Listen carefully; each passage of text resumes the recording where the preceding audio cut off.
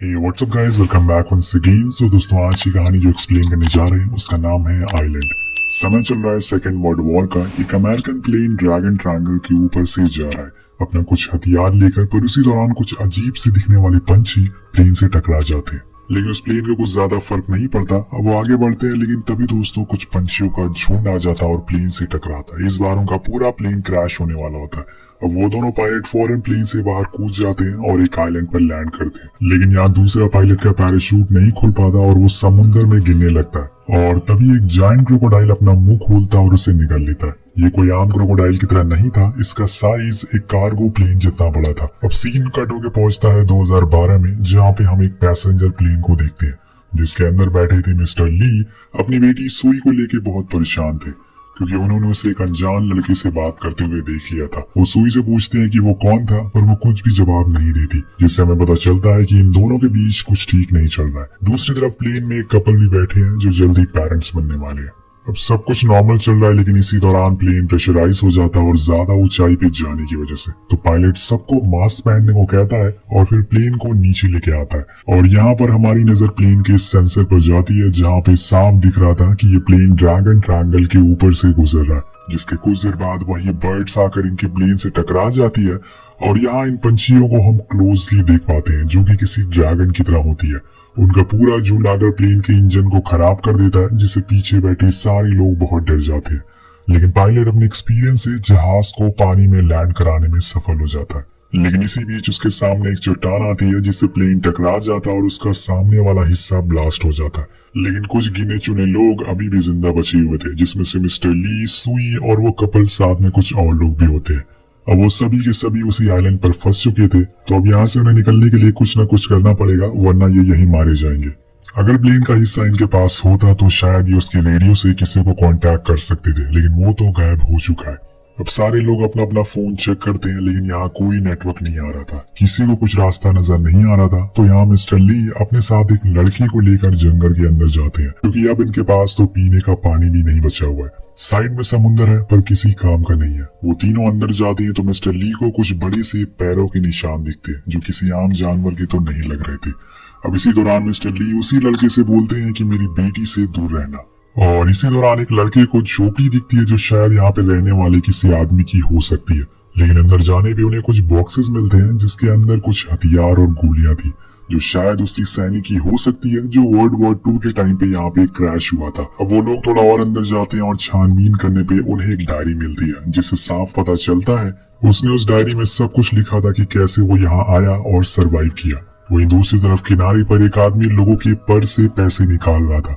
इस बंदे को अभी भी पैसे चाहिए थे और तभी उसे कोई चीज पानी के अंदर खींच कर ले जाती और किसी को आवाज तक नहीं आती। और अब पानी के अंदर ये उन पैसों से मछलियां खरीदेगा। इधर जो लोग जख्मी हो गए थे उन्हें एयर होस्टेस पानी पिला रही थी, लेकिन तभी एक आदमी आकर उसे ऐसा करने से मना करता है, क्योंकि पानी पहले से ही बहुत कम है और वो लोग तो मरने ही वाले हैं।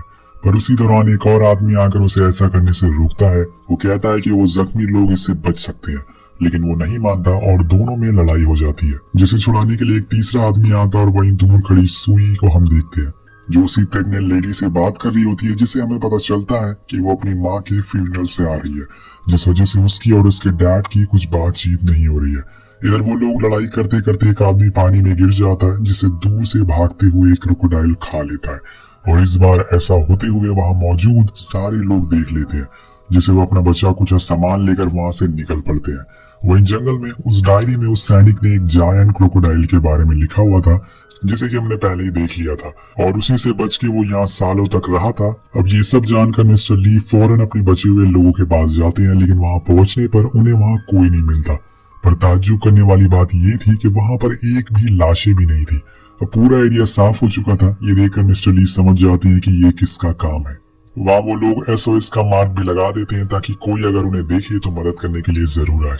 अब बचे हुए लोगों को वो ढूंढने के लिए जंगल में जाते हैं, पर जाते टाइम उन्हें एक बार फिर बहुत बड़े पैरों के निशान दिखते हैं, लेकिन उसे इग्नोर करके मिस्टर ली आगे बढ़ते हैं। वहीं दूसरी तरफ सुई और उसके साथ वाले लोग एक सेफ जगह जाकर पहुंच गए थे, जहाँ पे उस जायंट क्रोकोडाइल का आना तो मुश्किल लग रहा था। अब कुछ ही देर में ये तीनों लोग भी उन्हें ढूंढते हुए वहां पहुंच जाते हैं। और इसी दौरान हम एक छोटी लड़के को वहां पे बैठे हुए देखते हैं।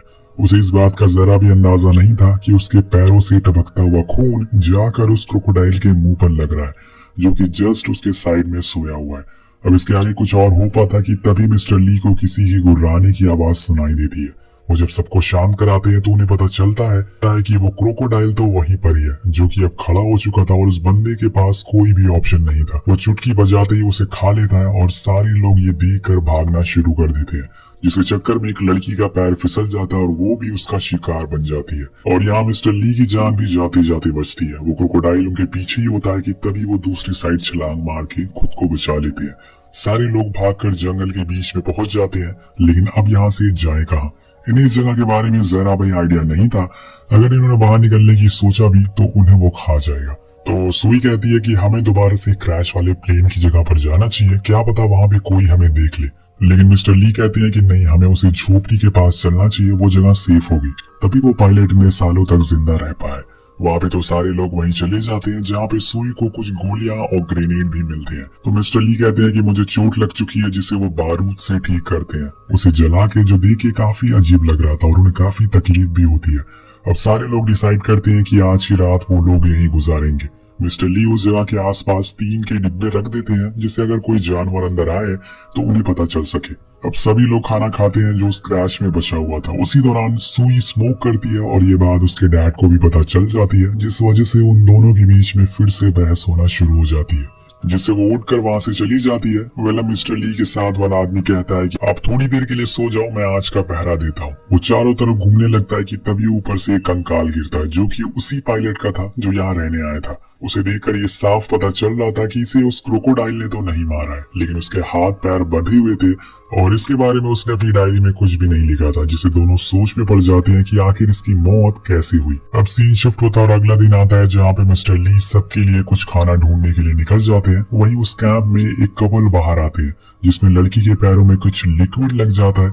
वो उसे छुड़ाने के चक्कर में एक पेड़ से टकरा जाती है, जहाँ पे वो लिक्विड उसकी पूरी बॉडी से चिपक जाता है, जिसे छुड़ाने के लिए वो दोनों नदी के पास जाते हैं। उनके जाने के बाद हम देखते हैं कि वो लिक्विड असल में किसी बड़ी सी चीज से निकल रहा था। इधर अब कैंप में सो रहे लोग उठ जाते हैं और तभी हम देखते हैं कि उनके ऊपर स्पाइडर की पूरी फैमिली सो रही थी। लेकिन ये कोई आम स्पाइडर नहीं थे, इनका साइज भी उसी जायंट की तरह होता है, बहुत ही बड़ा। अब सारे लोग फौरन उठकर बाहर आने लगते हैं और उसे भी उठाते हैं जो पहरा दे रहा था। पर यहाँ सुई को अपने डैड की फिक्र हो रही थी, लेकिन पहले इन्हें इन स्पाइडर से बचना होगा। अब इन लोगों के पास यहाँ से भागने के अलावा कोई और ऑप्शन नहीं है। सभी भागने लगते हैं और इसी में एक आदमी गलती से जाकर वो स्पाइडर के पैर से टकरा जाता है, जिसे फिर होना क्या था, वो तो खुद मारा जाता है पर अपने साथ साथ इनको भी फंसा देता है, जिससे कि सारे स्पाइडर जाग जाते हैं और प्रेग्नेंट कपल को एक स्पाइडर पकड़ भी लेता है। लेकिन तभी उनका एक साथी आकर उसे ध्यान भटकाता है। अब ये मुसीबत खत्म नहीं होती है कि कुछ देर बाद वहाँ बहुत सारे स्पाइडर आ जाते हैं, जिसे देख के वो लोग चीखने लगते हैं और मिस्टर ली उनकी आवाज सुन लेते हैं। वो फौरन उसी कैंप के पास जाते हैं और सभी स्पाइडर का ध्यान खुद की तरफ करते हैं, जिसका फायदा उठा के वो सभी लोग भाग जाते हैं और उनकी जान बच जाती है। और इसी दौरान मिस्टर ली के पास वो पहरेदार करने वाला लड़का आता है और उनसे यहाँ निकलने को कहता है, लेकिन तभी एक स्पाइडर अपना डंक उस लड़के में घुसा देता है, जिससे उसकी वही मौत हो जाती है। लेकिन मिस्टर ली जैसे तैसे करके उसे लड़ने का ट्राई करते हैं, लेकिन वो बहुत ही बड़े होते हैं, जिस वजह से उनसे लड़ पाना बहुत ही मुश्किल हो रहा था। तभी उन्हें उस नीड के बारे में याद आता है और वो उसे फोड़ देते हैं, जिससे कि उनकी जान बच जाती है। वहीं दूसरी तरफ हम सुई और उसके साथ वाले लोगों को देखते हैं जो एक नहर पार कर रहे होते हैं कि तभी एक क्रोकोडाइल आ जाता है जो एक लड़की पर हमला करने ही वाला होता है कि तभी वहां मिस्टर ली आकर उसे बचा लेते हैं। सीन कट होता है और हम उसी कपल को देखते हैं जो नदी के पास गए थे। वो दोनों पानी में खुद को साफ कर ही रहे होते हैं कि तभी वहां पर क्रोकोडाइल आ जाता है और उस लड़की को पकड़ लेता है, जिससे वो हमेशा के लिए साफ हो जाती है। पर उसे बचाने के बजाय वो लड़का वहां से भाग जाता है। अब इतना सब कुछ होने के बाद सुई को समझ आ जाता है कि उसके डैड बहुत ही अच्छे इंसान है, वो उसकी फिक्र करते हैं, इसलिए वो उन्हें गले से लगा लेती है और हमेशा साथ रहने का वादा करती है। अब वो लोग फिर से आगे बढ़ना शुरू करते हैं क्योंकि अब उन्हें उस कैंप में नहीं रहना है, क्योंकि वहां रहना खतरे से खाली नहीं है। तो वो लोग जंगल की और अंदर जाने का डिसाइड करते हैं, जहाँ उन्हें वो क्रैश प्लेन मिल जाता है जो कहानी की शुरुआत में पायलट उड़ा रहे थे। उस प्लेन को देखकर मिस्टर ली समझ जाते हैं कि ये न्यूक्लियर हथियारों को एक जगह से दूसरी जगह ले जाने का काम आता है। मे बी न्यूक्लियर रेडिएशन की वजह से यहाँ पे सारे जानवर इतने बड़े हो गए हैं। इसी बीच उन्हें उस प्लेन का रेडियो भी मिल जाता है और वहीं पर एक लड़की को वहाँ बंदूक भी मिल जाती है जो शायद उन्हें लड़ने में काम आएगी। इनके साथ सैम नाम का लड़का भी होता है जो कि मैकेनिकल इंजीनियर होता है और वो थोड़ी ही देर में उस रेडियो को ठीक भी कर देता है, जिससे सुई फौरन पास के ही रेस्क्यू डिपार्टमेंट को ट्रैक कर लेती है और उन्हें बता देती है कि हम लोग 3 दिन पहले क्रैश हुए पैसेंजर प्लेन के लोग हैं जो कि एक आइलैंड पे फंस चुके हैं। अब वो अपनी लोकेशन साउथ कह के बताती है जो शायद गलत भी हो सकती थी, लेकिन उन्हें खुद नहीं पता था कि वो असल में कहाँ पर है। अब वो लोग बाहर निकलने का रास्ता ढूंढने लगते हैं और उसी दौरान उन्हें वो लड़का भी मिल जाता है जिसकी गर्लफ्रेंड को क्रोकोडाइल ने खा लिया था। तो वो लोग उसे पूछते हैं कि तुम्हारी साथ वाली लड़की कहाँ गई। वो बताता है कि वो मारी जा चुकी है। अब वो लोग फिर से आगे बढ़ना चालू करते हैं और सामने एक नदी मिलती है जिसे तैर कर उन्हें उस पार जाना होगा, पर उनके साथ एक प्रेग्नेंट लेडी भी होती है, जिस वजह से मिस्टर ली एक राफ्ट बनाते हैं और उस पर एक रस्सी बांधकर खुद पानी में तैर कर पार करते हैं और फिर बाद में सबको आने को कहते हैं। धीरे धीरे करके सारे लोग इस पार आने लगते हैं, पर इसी बीच वो क्रोकोडाइल वहां आ जाता है जिसे डर के सारे लोग भागने लगते हैं। लेकिन इसमें प्रेग्नेंट लेडी का हस्बैंड फंस जाता है और वो भी मारा जाता है। अपने हस्बैंड को खुद के सामने मरता हुआ देखकर वो रोने लगती है, लेकिन तभी वो जायंट एक बार फिर उनके पीछे पड़ जाता है।